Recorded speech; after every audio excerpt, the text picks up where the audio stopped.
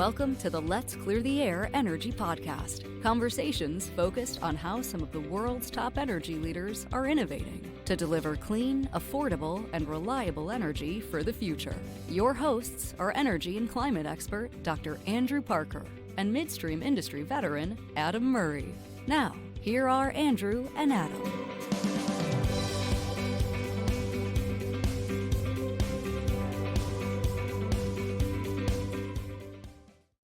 All right, everybody. Welcome back to the latest episode of the Let's Clear the Air Energy Podcast. I'm Adam Murray, here with my co-host Andrew Parker. Andrew, how are we doing today? Doing good, Adam. Thanks for asking, man. Yeah, definitely. We are very blessed to be joined by Thomas Kalb today. He's a seasoned oil and gas investor, investment leader, got a good track record of financial, operating, commodity business development, investments, expansions. He's worked in academia, so lots to unpack during our conversation and really looking forward to it. How are we doing today, Tom? I'm doing great. And I want to say thank you very much for having me on your podcast. I love our business, our industry. I've been in for 40 years. I find it exciting. Today's more exciting than most years these days. So thank you for having me. Glad to be here. Yeah, it's a great industry, Tom. And you know, for those familiar with our show, we like to start off with an icebreaker. And we were talking before we started to record about how much you like to write and read. And so I'm curious, just to clear the air here, do you prefer a hard copy paperback book in your hands, or are you an e-book kind of guy? I'm a paper guy. The battery never runs down. He's your friend. I like the old newspapers. I like folding the darn things and reading them. It's just part of the quality of life in my mind. Yep, nope, I agree. I travel a lot, and I hate having a big bulky book in my bag. And I've tried ebooks, I've tried Audible, but there's something about like having it in my hands and being able to mark it up and fold a corner. You just can't beat that. What about you, Adam? I'm an Audible subscriber. I've probably got a couple hundred books on Audible, but I drive a lot and I put tens of thousands of miles on my truck. So it's pretty easy to just throw on a book or a podcast and drive around and listen to those. So fair enough. Well, look, Tom, we're super appreciative of your time today, and maybe the logical place to start with almost 4 decades of experience in the energy biz is to just share a little bit about who you are and your experience and what you bring to the table for this conversation.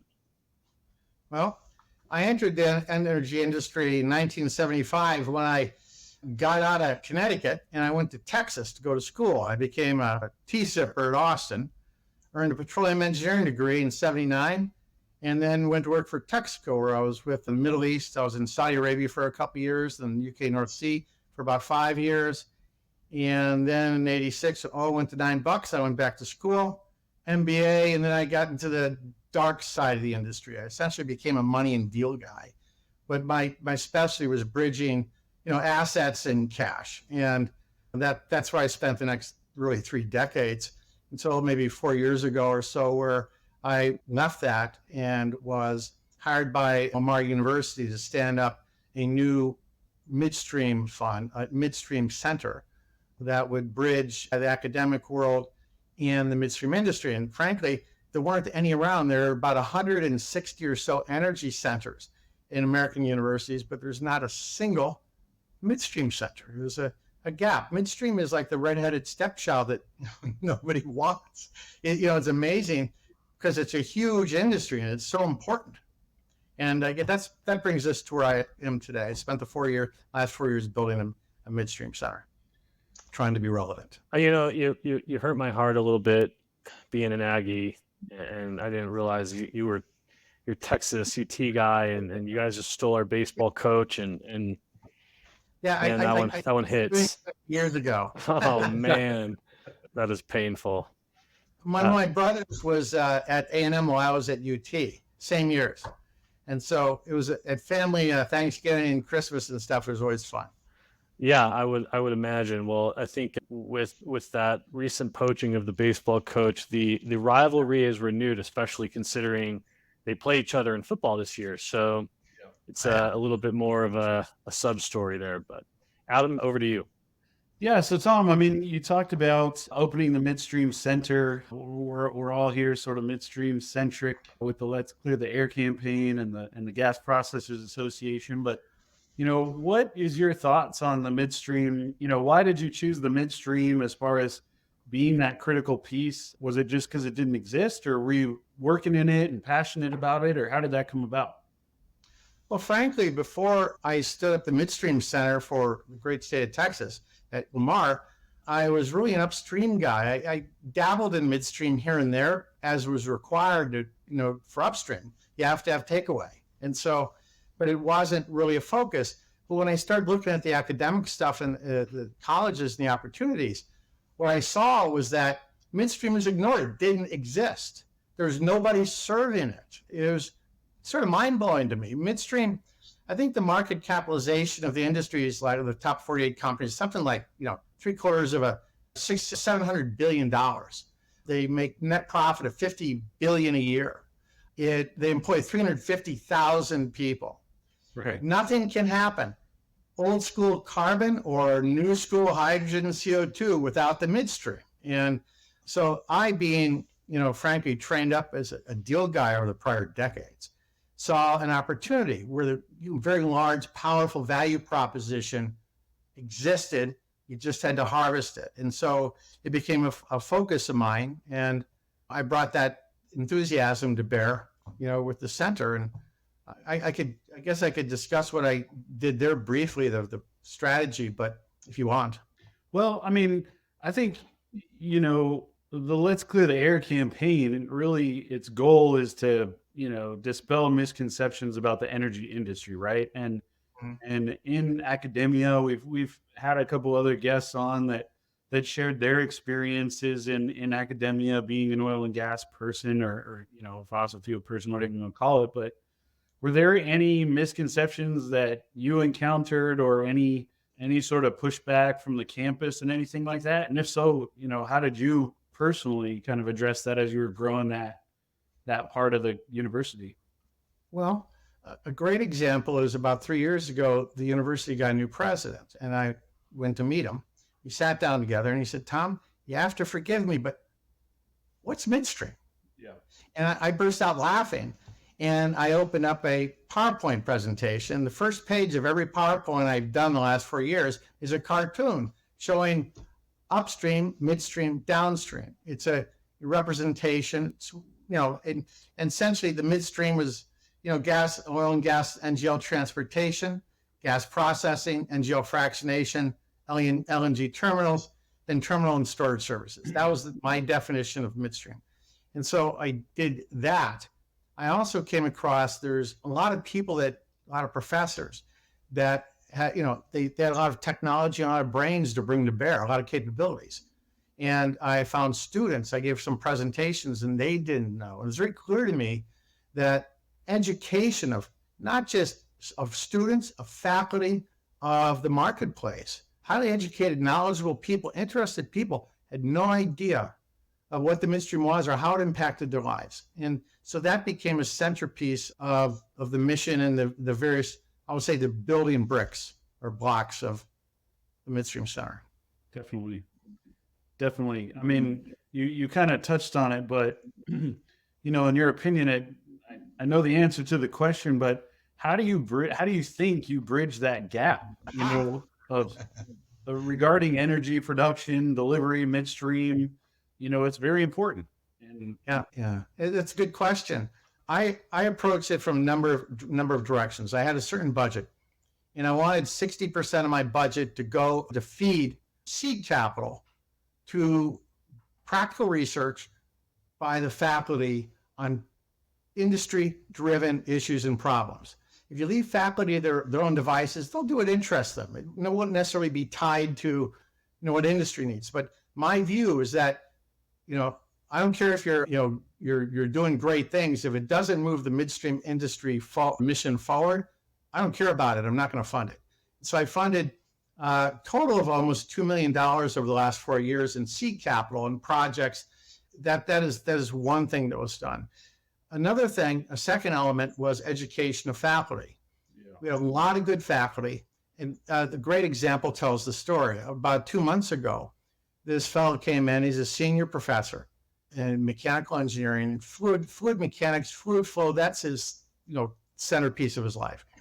I had funded him over the last 4 years in 4 different projects, LNG fluid dynamics issues related to the LNG trains. And he went into that in the beginning. He didn't know anything. And he came to me, he wanted to tell me that, and thank me for funding these things, because he had become expert in all those issues related to LNG funding. So we'd taken an asset of the state, essentially, the university, and made it an asset of industry through educating faculty. That was a good example of that. And educating undergraduates and graduate students, I implemented a program which I'll call the module program. I knew when I was an engineer, I took all these engineering courses when I was in school. And I really didn't relate them to anything. It was just stuff I had to do. You had to know how to do this, do that, calculate this. And I really didn't connect it to anything. And the mission of this module program was to enable students to connect what they're learning to something real. And so I created the module program. The module program took 1 week out of a semester, and it wrapped the course materials around any midstream issue. It didn't matter what it was. This was in business courses, chemical engineering, mechanical engineering, electrical engineering, civil engineering. It had to wrap it around, and there had to be a project. I paid the faculty to create the module, and then I paid them every time it played. And I think the latest numbers were like 40 courses had integrated a module, midstream module, and about 1,000 kids or students had gone through it. And the mission, again, was to make what they were doing, their course studies, relevant to industry, and also educate about what the industry was at the same time. Another thing was what I call the Midstream Clearinghouse. The Midstream Clearinghouse is essentially a lot of information gets developed and it sits in one place. It's not spread around. There was an incident when I was a young engineer for Texaco, and I was in London. I was assigned a project or a white paper. We were having radioactive scale from potassium feldspar in the formations being produced offshore in the North Sea. We had a radioactive scale building up inside the wellheads. Nobody knew what it was, didn't know how to deal with it. And so I was sent on a mission to find out what it was, write a white paper. I spent a lot of time right out of the movies, dusty tomes, big stacks in British libraries around London. And I found a reference to an article research paper done in 1957 in Moscow at a university there. I don't remember if it was Moscow State or whatever. I wrote a letter to the professor. I have no idea, dead, alive. It was the height of Brezhnev in the Cold War, I wrote a letter. I got the paperback in English. It was amazing. It exactly dealt with the issue that was being handled. I turned that into a white paper, which became policy. That was pretty cool. So when I got to Lamar, I asked the provost, I said, what happens to the research papers that everybody does? Yeah. And I said, do they just get stuck in a drawer or a dusty shelf somewhere? And she sort of laughed. She said, well, yeah. You presented at a conference with your peers, and then it sort of might go in a special journal that nobody reads, except for the people focused on that, but it never makes its way to industry. So I found, with the help of the library and sciences people, I hired a data and library person. And this person spent the next 3 years building what's an electronic Rolodex of all of the midstream-centric papers we could find in the various technical databases that universities subscribe to. They're expensive. Companies don't subscribe to them. So what you have now, I call it the Pathfinder. You go to the search engine, type in whatever midstream topic you have, hit the button, and it'll come back with all the papers. And there are over 26,000 published papers on midstream-centric topics. And it'll pop up, and you could look at the summaries, look at who did it, look when it happened, and there's a link to the paywall, because somebody owns that thing, and it'll take you to buy it. So it's really just meant to be a Rolodex. So there's information transfer, and make all that research, the jillions of dollars of research and effort and time, instead of it being a dark hole and wasted, it becomes available to us, the people that go out and put pipe down and deal with issues. And so that was a thing. And then there's the usual, webinars and campus events and industry, events to try and bring, companies, faculty, and students together. The primary mission is to get these people, pollinating each other, get the information flowing, and educating faculty, students, and the university about Midstream and how what they're doing is relevant and how they can be more relevant. What was that resource? Just so that sounds like a really cool resource. How do you get to that, to find those papers? If you go to for Midstream Management Science, go to their website. It's at lamar.edu/midstream. Okay. lamar.edu/midstream. Click on it, and then you hit the research tab. It'll take you to a page where it'll say, there'll be this box and it says Pathfinder. You click on the button and it takes you to the search engine. And right now there are over 26,000 papers are included in that electronic Rolodex. Wow, that's incredible. I think what I'm still kind of thinking about was what you said when Adam started to ask you some questions about, like, the new president walks in, doesn't know what Midstream is, right? And that's Lamar University in Beaumont, right? A major intersection of midstream and downstream that you would think would be fairly oil and gas centric. I'm guessing you had colleagues beyond Lamar at other universities that might not have been as friendly to oil and gas and midstream activities. What type of, beyond the Lamar borders, what type of headwinds did some of your colleagues have with respect to midstream, but maybe energy in general, and getting more awareness at a non-oil and gas centric college? It's hard. I have a hard time answering that question. I can give you some data points. There are about 160 or so energy centers at the American universities around the country. I looked through a lot of them, and sometimes I saw the word midstream, but it wasn't there, and there wasn't really much interest. The interest was really in other parts, really the upstream or the refining part, and that was the opportunity, frankly. And there aren't any professors of, midstream technology or anything. And all the technologies used in midstream are, there's a lot of overlap with the technologies used in refining and petrochemical plants and stuff like that. But I think there's a general issue with universities, people working at universities, their understanding of actual operation issues. I don't think there's enough cross-pollinating there. I think that was the pushback I got was this, people have their day jobs, they have what their interests are, that's what they do, and most people aren't interested in new stuff. They just, that's what I found. It's, when you find somebody who gets excited about a new idea, it's not as common as you might hope. Mm-hmm.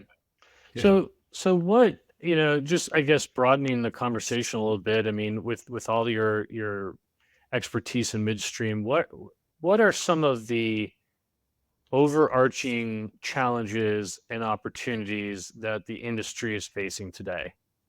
I have a good handle on that one. Several years ago, I started an annual top 10 issues survey. And every year, the top issue was drawing in new people, young graduates, and what have you. I mean, by a long shot. And I'd have board meetings, and the people on my board are from, large or major pipeline companies and service companies. And they complained a lot about being able to draw people in. They said there's this bad propaganda out there about them.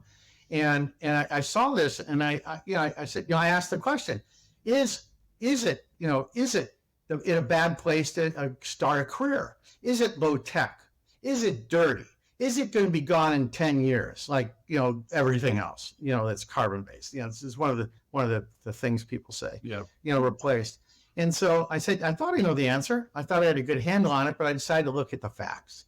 And so I wrote a paper, and the paper was addressed a challenging conventional wisdom impact in the industry, midstream industry, and addressed the question, is the midstream industry a good place for a career, good career choice? And the answer is a resounding yes. I mean, absolutely. You look at the capital spent, $40 billion a year, $50 billion a year of new capital, not buying other stuff, new capital to build new stuff every year. In the next 10 years, it's going to be hundreds of billions to get new capital to build infrastructure to take gas from the shale areas to the end users.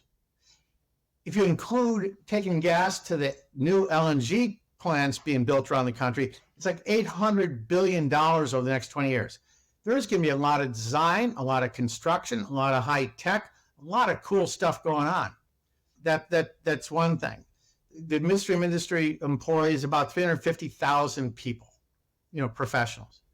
In the next 10 years, that's supposed to go up about 30,000 or so.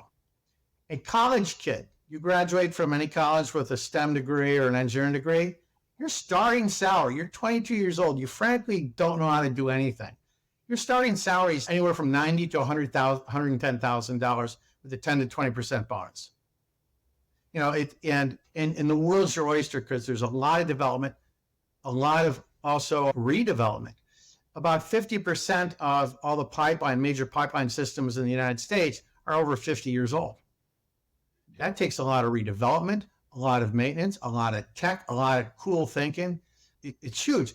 And society cannot live without it. It's one of the invisible things that enables society that is required. It creates a lot of opportunity. The great opportunity right now for kids, frankly, is that there's such demand in the industry, and people don't even know what the industry is. And one of my missions was to try and correct that in my small way. Like, I come across people sometimes who, I've been looking for a job now for 10 months. And I'm like, really?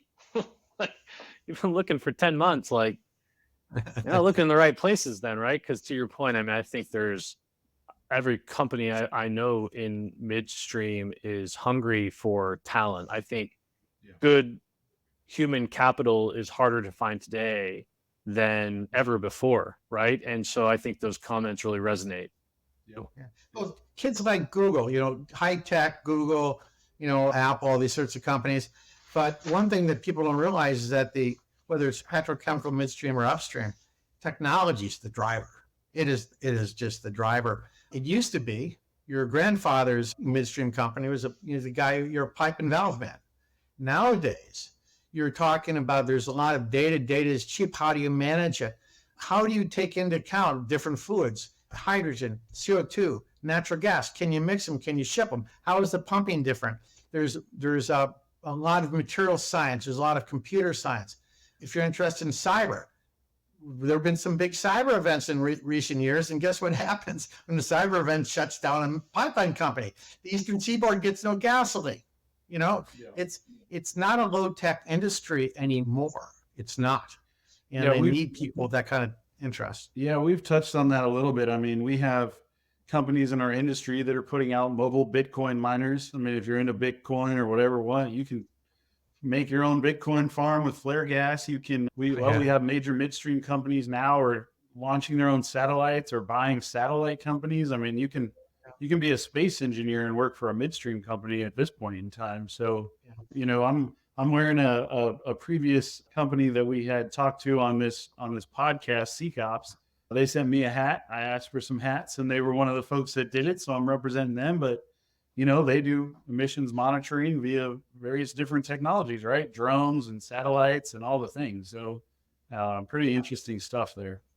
One thing I admit, and I don't go over the top in terms of what I say, but a fellow who runs a scholarship fund, and he works at Howard Energy Partners in San Antonio.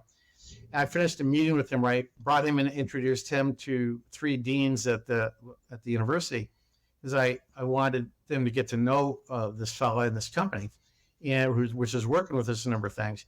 And when the meeting was over, we're walking out of the building, and he turned around and said, "You know what you are?" I was worried it offended him. He said, "You're an evangelist. You're a midstream evangelist." Definitely. I wasn't sure if that was good or bad, except that I am excited about the industry. I'm excited about the energy in general. I've been focusing on midstream for a while, and there's a lot to focus on, and there's a lot of cool stuff going on. Well, we'll do a shameless plug here. So you have a couple articles or papers published on the Let's Clear the Air website. So you can go to the Let's Clear the Air now.org website and click on newsroom, and you can search for a couple of those midstream industry papers and articles that you've written. So I hope we'll invite our audience to do that. But one of them, without giving away kind of the full thing, I want people to go read them, but without giving away the full thing, you discussed the energy transition a little bit. How did that impact you and your career? I mean, you got a long-standing career, and there's been a lot of change here lately. But what are your thoughts on kind of how that's progressing and how that even impacted the academia stuff you're doing? That's a broad and kind of tough question. Energy transition is big, and what's big about it is that beyond anything else in our time, trillions of dollars, $1.8 trillion last year into energy transition away from carbon. 1.8 trillion, 22% more than the year before.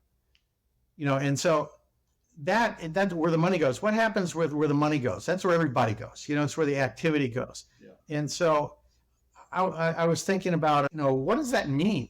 Are we facing one of these, climate disaster? I don't know. A lot of people have different views. I can't really address that. I don't want to get into a bar conversation.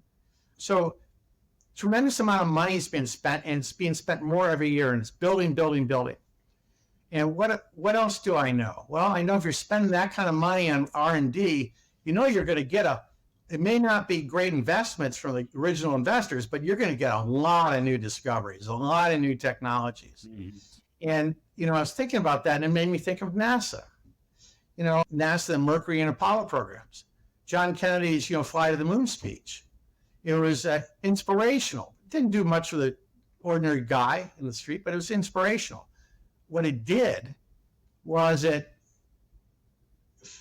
flushed a whole bunch of seed capital into the most productive seed capital in the history of man into getting to the moon. And out of that, all kinds of stuff happened that nobody dreamed about.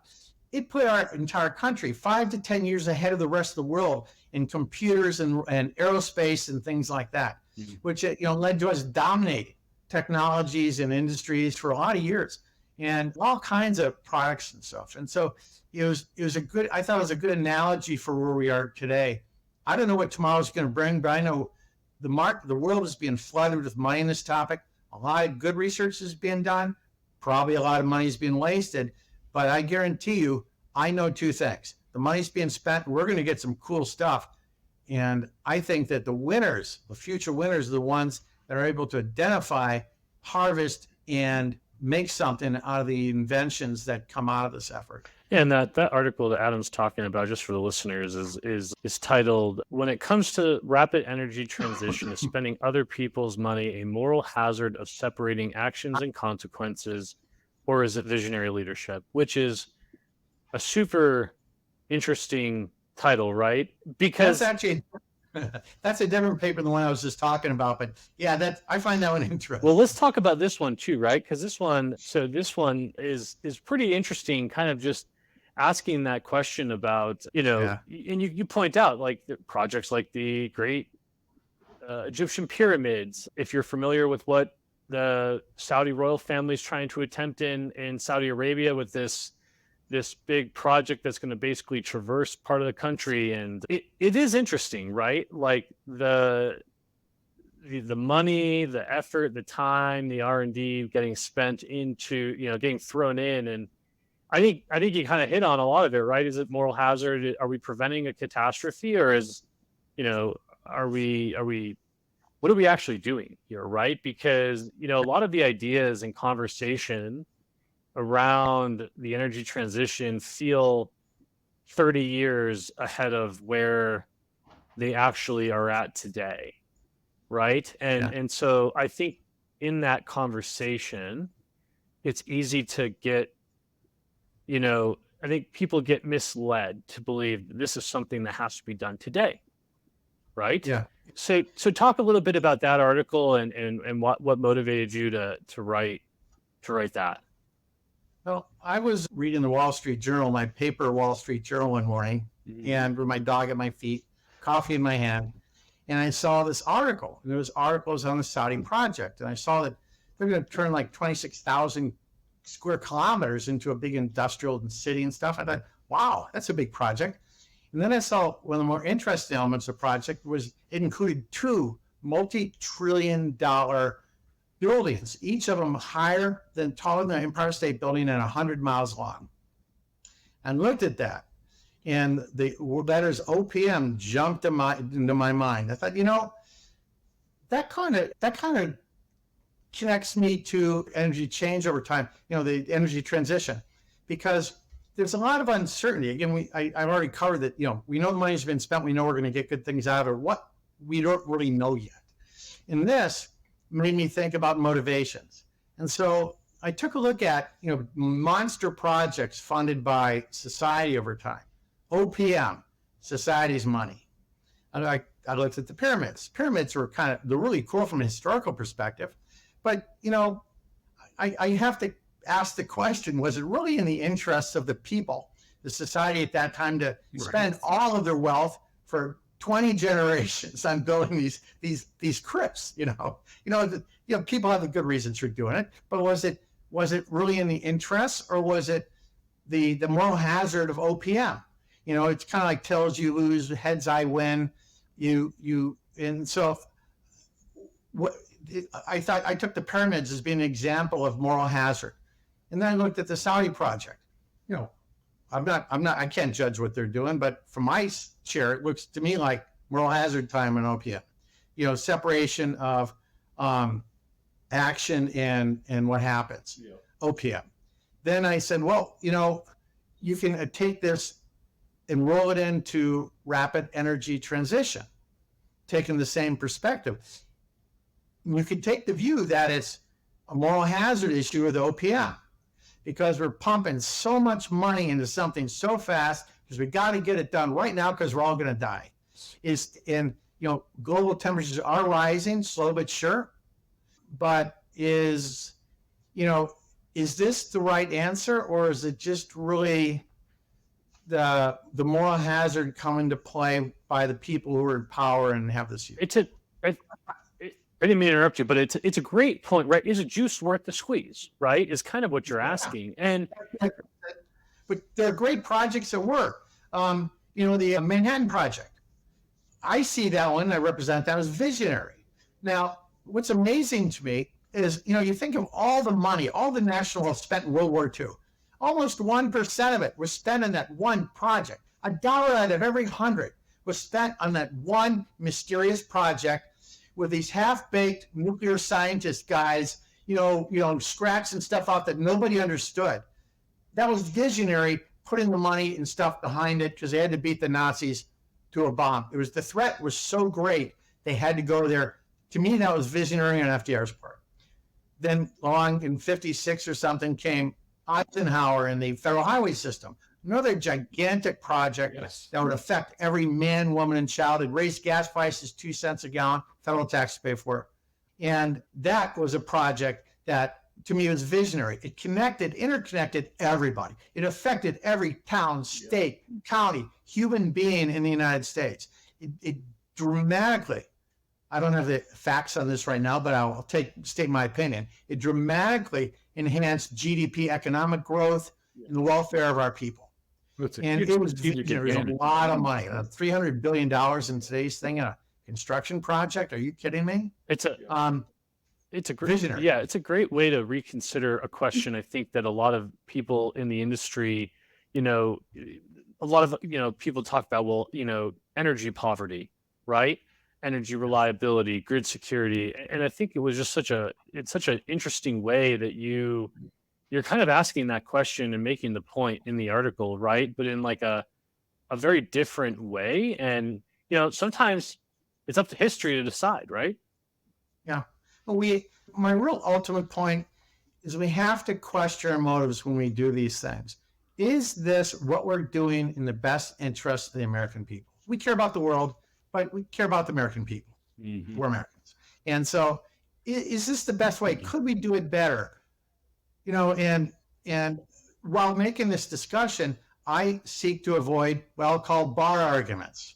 Yeah. Shotgun haters. It's because trying to address, if we can make people think on all sides of the argument, think things through, what's in the interest of what's in my children's welfare?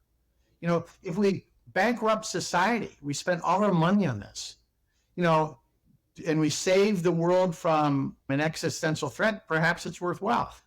A lot of people believe that. So I don't know what to say, but there's a lot of complexity that needs to be considered, and you don't see it talked about out there. You just see like bar arguments. Yeah, we try and avoid those on this podcast here, even though we, sometimes touch on some edgy subjects and things like that. But certainly a lot of opinions, strong opinions, a lot of money being spent tends to generate that. But we can kind of spin to a more positive aspect of that, right? Is, we talked a lot about innovation, a lot of money being spent. So, what, in your opinion, are some cool innovations that you've seen or have heard of or funded in the past? And I'd just be curious kind of, how you're interacting with those and what you're seeing on that side. Okay. Well, I can talk to one project, which is a favorite of mine, worked on for several years. And right now there's a PHMSA grant out for $1 million to support it. And there's a professor named Dr. Udamari who's leading the team at Lamar. And the objective was I did a small project first to see what the issues were. And the objective was to take geohazard information, like from LIDAR and INSAR, from planes flying over, shooting lasers at the ground. You could see what the elevations are and how it changes over time. And INSAR, it's some satellites. The government collects a lot of this stuff, and they're going to make the national database available this year. And so looking at that, and there's no aggregated, integrated database for that stuff. It just exists there. So industry has all these very complex data models where they're trying to figure out what's a threat to my pipeline. I got 10,000 miles of pipeline. Where should I focus my attention? Where should I do it? There, I don't know. Where are the flags?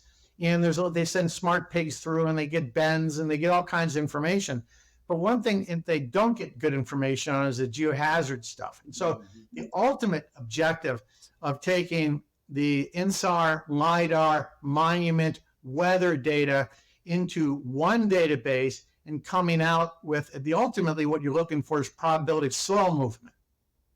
And then having this and creating this database and creating, from my vision of this was to create a database that's updated regularly, that's a subscription service to industry, so that industry can go wherever they have their pipelines, they can go and they can download, the geohazard information that they could then integrate into their risk models along their pipelines. And this would help them meet the requirements which are coming out with PHMSA, where companies have to be more proactive. They have to say, no longer you can say, well, the soil moved, it busted, I did everything right. Now you have to say, well, I should have known the soil was going to move, it busted, and then they get hammered, punched in the face because they didn't know. Well, you have to be more proactive. And so that was a project of mine. It's relatively low tech because it's really taking stuff that's there and seeking to integrate it and turn it into actionable information. And I'm very proud of that one. I'm fingers crossed for Dr. Udamari at Lamar. It's a plug for him that he gets that $1 million from PHMSA. I funded him on projects related to that twice to sort of get a foundation of knowledge so that we could actually go for industry or PHMSA funding. PHMSA offered the opportunity first, so that's out there. That'll come back this summer maybe. That's an example. Is that a good one? Super interesting. Yeah, I mean, a lot of places in the U.S. here have had flooding recently, and I always think about, like, when a house rolls down a hill or collapses into a river or whatever, what happens to all the connections to that home? Like, Get broken. Yeah, that's sort of what you're talking about a little bit. So very interesting there. So are there any other, opportunities that you're looking at moving forward? Like you mentioned the grant stuff, but I mean, as someone with sort of an investment background, I mean, where would someone go to look for funding or opportunities or grants? How do you find those? How do you look for those? Well, Department of Transportation, PHMSA, puts out, calls for proposals regularly, and those are academic proposals. PRCI, Pipeline Resource Council International, is an industry organization that works with all they have as members, all the pipeline companies, a lot of the service companies, and they do a lot of industry company-driven research projects, and they contract a lot of that out to universities. If I was looking, and they fund some stuff funding comes from the companies, and they can help people get funding from FIMS and other people. PRCI is an organization that if I was interested in this topic, I would call them up. You look them up. They're here in Houston. Great organization, very helpful. I would also say that one thing I'm looking to do is I retired from Lamar recently, and they're going to take that. I think they're going to take the center in a slightly different direction, more academic, internally focused. They're going to put an academic in charge of it. And I'm looking to stand up another midstream center focused on what I've been doing, which is really focused on the outside industry and the value proposition to industry. That is the purpose, delivering value to society through delivering it to the industry. And I know I'm talking to one university right now, and they seem very interested, a number of the deans there. And if I can wrap myself in their banner, I'll go to the midstream industry, and see if I can raise some capital. And there's a plug. There's essentially, I get to a plug. At the end of the day, it'll cost about $1.4 million a year for everything, total costs, everything. And so I'm trying to set that up right now. It's a discussion that I'm pursuing. It's great news. I mean, anything we can do to continue to add to the industry and the education and information is awesome. So there's a lot of room. Again, keep in mind, 160 or so energy centers. Right at the moment, there's one midstream center. Well, I'll let Andrew step in here. I got a couple questions on that here in a minute, though. No, take it away, man. We're coming up on time, so don't let me hog. Yeah, sure. So, I mean, before we do our wrap-up question, which is pretty standard on every episode, but, looking ahead, with potential of popping up another midstream educational, organization, but what do you see the future of midstream companies, whether it's in the next decade, and, how do you think they can adapt to these, emerging trends and deal with the energy transition stuff? And just what does the future look like for you? Well, unfortunately, a lot of that has to do with, it's the political framework in our nation. Mm-hmm. Today, companies have there's a lot of acquisition of existing assets. It's very difficult to get permitting across state lines. If you're within a state that is warm to oil and gas, assets, it's relatively easy. But even, I can't think of the states, up in Kansas, Nebraska, there's a CO2 project up there, a CO2 sequestration project. It was doing everything public policy wants. It had public money lined up. And it was like a several billion-dollar project. It shut down. It got shut down because they couldn't deal with permitting going across several state jurisdictions. And I think that, and part of that is because, people not in my backyard kind of thing, but also that it's just the dynamics today lead to things like that. And so I think that industry and companies are having to make more and more, make do in a lot of cases with what they have, and make things, be able to continue on or improve them or build within state boundaries and things like that. It's very practical stuff. Yeah. But they're really smart people. The midstream companies, they know how to manage, they know how to project manage, design, build, operate. They will get done whatever they're allowed to get done. It's kind of like, my view is like the perfect rule is loose the horses. But these are really social issues I frankly try and stay away from. So, to that end, we're running up on an election here. We ask this question to everyone as we sort of roll out here, but it's 3 years from now. You're back on our podcast. Everything's going great with it. And you're happy. You're in a great mood. You're coming back on. What has happened to make you feel that way and make Mr. Tom happy to be on our podcast again? I guess we've accomplished something, whether it's in support of energy transition. We've been able to develop technology. We've been able to build. We've been able to do things to serve society. And one thing happens when you get older, like me, I'm old as dirt. is that you really start thinking more and more. You're not really thinking about career anymore. You're thinking about what comes next, what your children and grandchildren are going to be seeing, and you become more interested in the welfare of the people. And you have to be careful because you get wrapped up in your own ego and you think your interest or the people's interest, that kind of thing.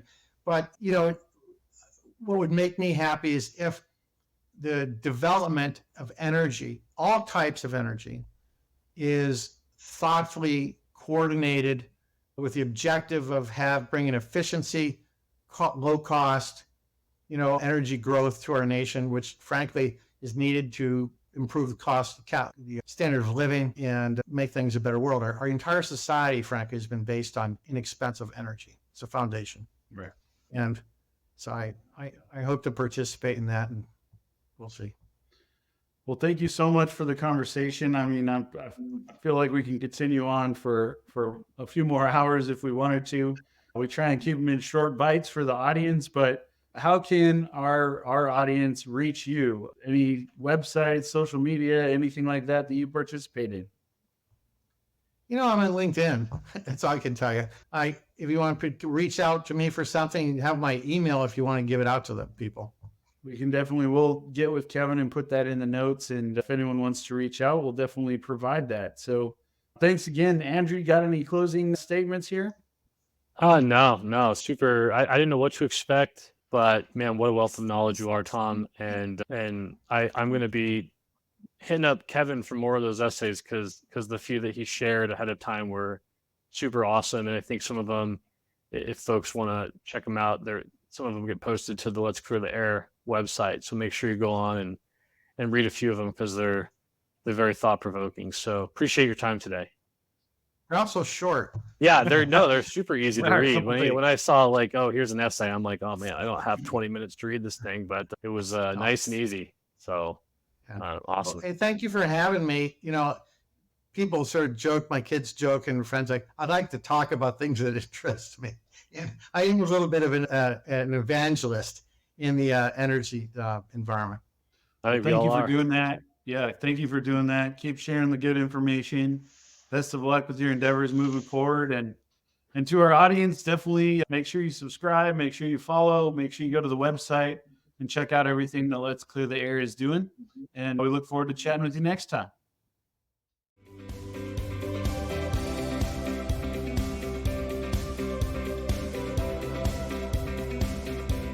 Thank you for listening to the Let's Clear the Air Energy Podcast with Adam Murray and Dr. Andrew Parker. If you like what you have heard, subscribe and rate us on your favorite podcast app. You can email us with questions or comments to Let's Clear the Air Energy Podcast at gmail.com.